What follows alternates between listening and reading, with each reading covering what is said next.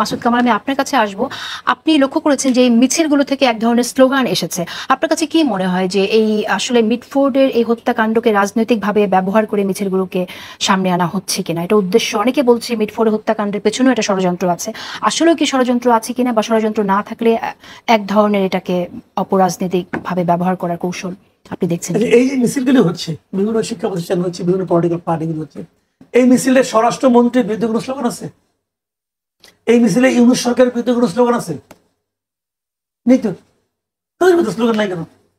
দায়িত্ব তাদের, দায়িত্ব তাদের, তারা কেন থামাতে পারে? শুনেন, কিন্তু এখন তাদের পক্ষ থেকে যে কথাটা বলা হচ্ছে যে বিএনপিতে অনেকে চাঁদাবাদীর সাথে সম্পৃক্ত হচ্ছে, বিএনপির ভিতরে আমরা দেখছি আধিপত্যবাদকে কেন্দ্র করে, আধিপত্য কায়েমকে কেন্দ্র করে অনেক মানুষ দলের কোন দলে নিহত হচ্ছে। তো এই ঘটনাগুলো যখন ঘটছে তখন তারা বিএনপিকে দোষী করতে চায় যে বিএনপি প্রশ্রয় দিচ্ছে এ ধরনের চাঁদাবাজকে, বা ধরেন যারা আধিপত্য কায়েম করার চেষ্টা করছে। এ বিষয়ে আপনি একটু বলেন। ভাইরে, একটা বাড়ি চুরি হয়েছে, চোর ধরছেন, চোর হলো সৈয়দ বংশের। এমনকি সৈয়দ বংশ দায়ের জন্য নেবে? আপনি ওভাবে দেখেন, আপনি চোরটাকে ধরতে পারলেন না কেন? চোর অথবা এমন একটা এনভায়রনমেন্ট আপনি ক্রিয়েট করতে পারলেন না কেন যে কারণে চোরটা ভয় পাবে যে আমি চুরি করলে পরে আমার এই ঝামেলা হতে পারে? সেটা আপনি পারেন নাই। দেখেন, বিএনপি, হ্যাঁ, বিএনপির লোকজনের সঙ্গে জড়িত আছে ম্যাক্সিমাম লোক, বললাম তো আমি, বিএনপির নামধারী হতে পারে, অনেকে বিএনপির নাম নিয়ে করে, এটা হতে পারে। বিএনপির লোকজন মাঠ পর্যায়ে তারাও হতে পারে, অনেকজন বুক তারা ক্ষুধার্ত হতে পারে, আমি অস্বীকার করছি না। তাদেরকে থামানো বিএনপির দায়িত্ব। এখন বিএনপি কিভাবে থামাবে এটা বিএনপির ব্যাপার।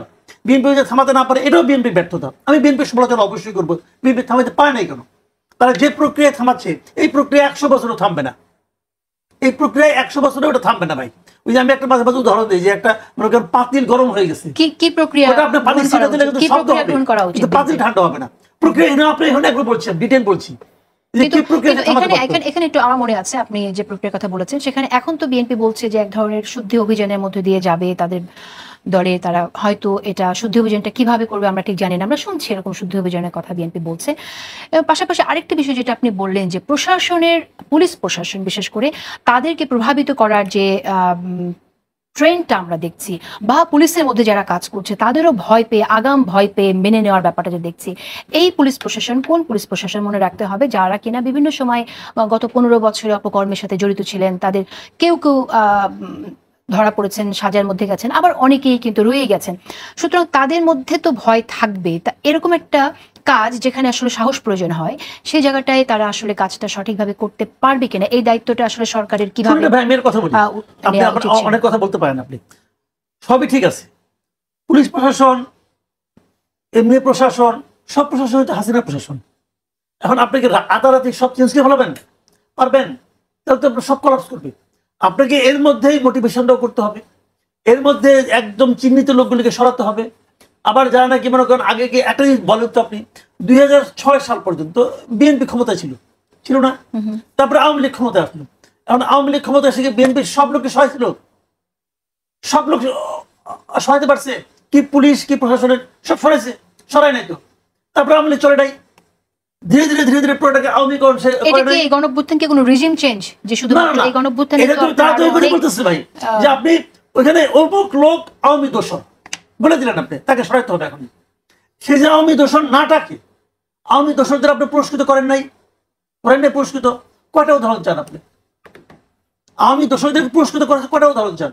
আমি আপনার একটা সিম্পল উদাহরণ দিই। এই যে বঙ্গবন্ধু প্রকৌশল সংস্থা, প্রকৌশল আছে একটা, এটার যারা মানে সিনিয়র লিডার ছিল একজন, সেই লোককে কয়েক ধাপ পাল্টাই মানে উপরে সরাই নিয়ে এলজিডি চিফ ইঞ্জিনিয়ার বানানো হয়েছে। কি করে বানানো হয়েছে? কারণ ওই মন্ত্রী তার সঙ্গে একটা যোগাযোগ ব্যবস্থা হয়েছে, একটা লেনদেন হয়েছে, হয়ে গেছে। কই এখন তো তার আওয়ামী লীগের দোষর বলে না, ফ্যাসিস্টেরই বলে না, অনুচর বলে না কেন? এই সরকারকে আমরা বলছি গণঅভ্যুত্থানের সরকার, কিন্তু এই সরকারের মাধ্যমে আমরা কেন কতগুলো মুখস্থ কথা বলেন এটা বুঝি না। এটা গণঅভ্যুত্থানের সরকার কিভাবে হয়? কি সরকার বলবো তাহলে আমরা? এটা ডক্টর ইউনূসের সরকার। কি সরকার? ডক্টর ইউনূসের সরকার। এটা ডক্টর ইউনূস কি গণঅভ্যুত্থানের সঙ্গে ছিল? সে গণঅভ্যুত্থানের শক্তিরাই তো এখানে আপনার বিএনপি। আমরা শুনেন গণঅভ্যুত্থানের সরকার, আপনি আমাকে কথা ডিটেইল বলতে দেন। গণঅভ্যুত্থানের সরকার, গণঅভ্যুত্থান যখন হয় তখন সামনে কিছু লোক ছিল, তারা নিজেদেরকে লিডার দাবি করছে, তারা সংগঠিত নেতা হয়ে গেছে, তারা বলছে এই লোকটাকে মানতে হবে। আপনি ওই লোকটাকে আনছেন, ওই লোকটার এই আন্দোলনের সঙ্গে কি সম্পর্ক ছিল? উনি যাদেরকে নিয়ে আসছেন ওদের কার এই আন্দোলনের সঙ্গে ছিল সম্পর্ক বলেন তো? বদিউল আলম মজুমদার, তার এই আন্দোলনের সঙ্গে কোনো সম্পর্ক ছিল? নূরজাহান বেগম, কোনো সম্পর্ক ছিল? কোনো সম্পর্ক ছিল বলেন আপনি আমাকে, কার সম্পর্ক ছিল?